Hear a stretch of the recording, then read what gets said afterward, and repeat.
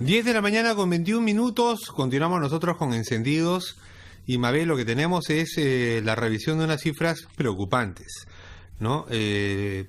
Hace algunas semanas se nos dijo desde fuera, desde análisis que realizaban institutos especializados internacionales, que el Perú, pese a haber iniciado tempranamente una de las cuarentenas más estrictas y puesto en marcha además medidas económicas para apoyar a los más pobres, las poblaciones vulnerables, no había logrado los resultados que esperaban. Pero no solo eso, las últimas estimaciones, los últimos datos señalan que de acuerdo a las cifras oficiales que maneja el Ministerio de Salud de momento, estaríamos en el cuarto lugar en el número de personas muertas por el coronavirus por cada millón de habitantes. Pero de acuerdo a las propias estimaciones que da el Ministerio de Salud, que no serían 20.000, sino 43.000 o 48.000, eso nos pondría en el primer lugar del mundo en cantidad de muertos por habitantes a causa del coronavirus. Eso nos lo ha dicho también el doctor Elmer Huerta ahora temprano, conversando con nosotros en la rotativa del aire. Y quien es uno de los científicos que revisa las cifras, no formando parte del aparato oficial, pero siendo parte importante de la comunidad científica peruana, es Raji Burham, que nos acompaña esta mañana también. Raji, buenos días, bienvenido. Hola, buenos días, ¿qué tal? Sí, preocupante esta situación de colocarnos por encima de todos, pero para mal, porque como señalábamos hace algunas semanas, al inicio de la pandemia y antes de la pandemia, el Perú era señalado como uno de los, países líderes en economía en Latinoamérica y nos iba muy bien en esos indicadores económicos, ¿no? Los primeros en tomar medidas también.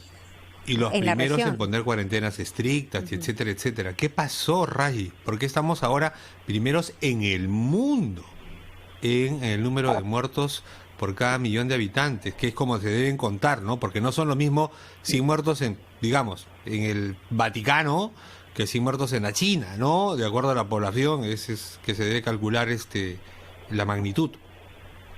Claro, a ver, una pequeña corrección ahí también. Si consideramos, entidades parecidas a similares en otros países, ¿no? Como en Ecuador, es posible que también Ecuador esté en número 1 y nosotros número 2. En verdad no es. Sí, ahí estamos peleándonos el liderato. Estamos peleándonos, ¿no? Por una situación mala. Sí. Lo que ha sucedido ahí básicamente es que existen estrategias que los otros países están utilizando, estrategias de las que hemos estado hablando desde hace mucho tiempo, que lamentablemente no estamos aplicando, ¿no?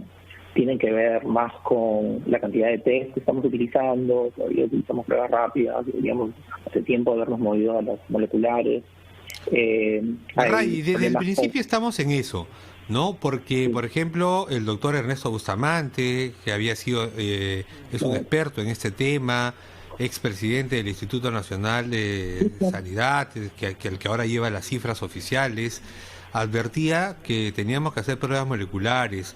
Luego, la comunidad científica en general y médica en particular señaló que se debían hacer esas pruebas moleculares, identificar los casos y hacer cercos epidemiológicos. Y no se ha hecho. ¿Por qué? Hemos estado hablando exactamente de esas cosas, el rastreo de contactos, los test, soporte, cercos, o sea, llevamos ya meses hablando de este tema, ¿no? Lamentablemente, inclusive también indicadores, ¿no? Ahorita actualmente estamos hablando de muertos, en vez de estar hablando de casos activos, ¿no? Estamos pidiendo la cantidad de casos activos a nivel país y en verdad no sé qué decir, porque simplemente no se está haciendo. Ray, es una realidad, ¿no? Si me permites, el cambio de gabinete también, que es un asunto político, va a incidir completamente en la estrategia que se tome desde el gobierno central para poder atacar y probablemente el primer ministro que ha sido nombrado, el señor Walter Martos, que juramenta hoy, dentro de 30 minutos, de la respuesta en su presentación. Yo te pido, por favor, que nos esperes unos minutos porque al mismo tiempo vamos más adelante contigo y seguimos aquí con Rayi Barham, a quien yo justamente le quería preguntar. Walter Martos es ministro de Defensa, va a asumir el premierato, ha estado a cargo de la operación Taita, ¿no? Que es una de esas operaciones en cuanto se detectaba que las personas más vulnerables daban positivo, pues se les enviaba un tratamiento temprano, ¿no? Entiendo que no solamente en medicinas, sino también en víveres, para que puedan mantener la cuarentena. ¿Este operativo a la larga, a la luz de los hechos, ha dado resultado? ¿Debería modificarse? ¿Debería extenderse? ¿Qué más necesitamos para poder contener el virus? Mira, a ver, yo pienso que la operación Taita es un paso en la dirección correcta, pero no es, digamos, la estrategia completa que se está utilizando. O sea, la operación Taita cubre digamos, si tú miras las otras estrategias internacionales, donde miras hacer test, ya hemos hablado de esto suficiente, no tenemos que repetirlo, pero la otra tiene que ver con trace, ¿no? Que básicamente encontrar a las personas que están infectadas, darles soporte para que se queden infectadas. Eso es lo que está haciendo Operación Taita. Además de eso, tenemos que encontrar los contactos, ¿no? Que ese es el otro pedazo que no se está haciendo. El famoso rastreo. El rastreo de contactos. Durante todo este tiempo hemos estado haciendo parte del trabajo. Está bien, lo que se hace en la Operación Taita cumple una de las funciones dentro de esa estrategia, pero no es la estrategia completa, es la mitad del trabajo. Lo que se hizo, Rayi, lo que se hizo en Guayaquil, que parecía uno de los escenarios más catastróficos y luego se contuvo, y lo que me dicen que está funcionando en ciertos sectores de Lima, ¿no? Donde por esfuerzo de las propias comunidades, de los propios vecinos y las municipalidades han puesto a funcionar sus locales comunales de salud y están logrando precisamente ese efecto, pero es muy poco si es que no se convierte en una política general, ¿no?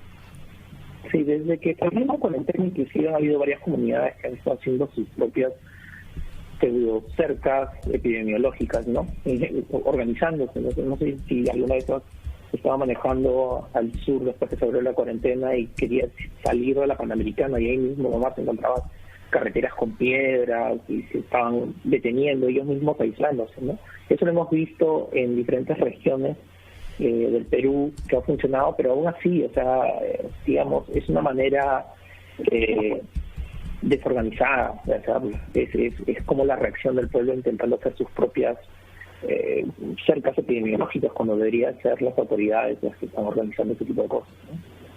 Ahora, por ejemplo, la región Cusco quiere entrar nuevamente a una cuarentena total. Las autoridades se lo han pedido al gobierno central, pero ¿qué pasa si es que no hay apoyo? 2 semanas, sí. Esa sería la mejor manera de, en estos momentos, en las regiones en donde hay mayor incidencia, cerrarlas completamente. A ver, justo estaba mirando unos números la semana anterior, de julio 27. Yo normalmente, porque no hay consistencia en los datos, tengo que mirarlos en ventanas, ¿no? De semanas. Entonces, ayer estaba mirando los datos de julio 27 al 3 de agosto, ¿no? Mirando cuáles eran las zonas que necesitaban esto, ¿no? Y notaba claramente, ¿no? O sea, Arequipa estaba mal, Moquegua estaba mal, Santa Ana en Cusco estaba mal, Huancavelica, Jaén, en Cajamarca, ¿no? Y en Aguara. Entonces tienes todas estas zonas que se notan la cantidad de casos positivos que están aumentando. Llega un momento donde la estrategia es, bueno, hacemos una cuarentena, no por 100 días, sino por 15 días o 20 días, lo que sea que los epidemiólogos piensan que es lo adecuado. Y durante ese tiempo el gobierno debería aplicar la estrategia de soporte, ¿no? Donde está proveyendo víveres, está proveyendo algún tipo de soporte para que la gente realmente se pueda quedar, ¿no? Y el rastreo, es decir, aprovechar que todos están en sus casas para que el rastreo sea mucho más efectivo. Eso sería una medida integral a tomar en cuenta. Tú te has sentado, Rayi, tú has ido a la PCM, has conversado en algún momento con las autoridades y has publicado muchos documentos con base científica, ¿no? Basado en los números y en las estadísticas. Así que hay científicos serios que están trabajando sobre esto a raíz de la data y esperemos pues que se tome en cuenta la opinión de ellos también. Esperemos que Pilar Mazzetti en esta nueva etapa con un nuevo primer ministro pues sepa liderar esta situación como corresponde. Rayi, Ismael, permíteme rapidito, ¿se terminaron de abrir los datos porque en algún momento se cerraron y están ya de nuevo a disposición de todos? Sí, lo que pasó fue que tuvimos una semana donde hubo varios problemas, servidores que se estaban bloqueando, formatos que estaban cambiando, que causó bastante frustración para un montón de personas. Ahora lo que está pasando es que ya no se están publicando diariamente, sino cada X días. Ese X no sabemos si es cada 3 días, 4 o 2, simplemente que hay días que no se publican, ¿no? Aún necesitamos indicadores que hemos estado pidiendo hace tiempo como casos activos, ¿no? Que es necesario realmente para saber lo que está pasando, ¿no? Todavía, y son 2 indicadores que puse en la carta abierta a la doctora Macetti, que todavía no se ha respondido y estamos esperando que ojalá publiquen esos datos en algún momento, ¿no? Estaremos atentos. Estaremos atentos, Rayi. Muchísimas gracias por estos minutos. Era Rayi Barham, científico computacional, quien sigue atentamente la evolución de las cifras respecto al nuevo coronavirus. 10:34, ya volvemos.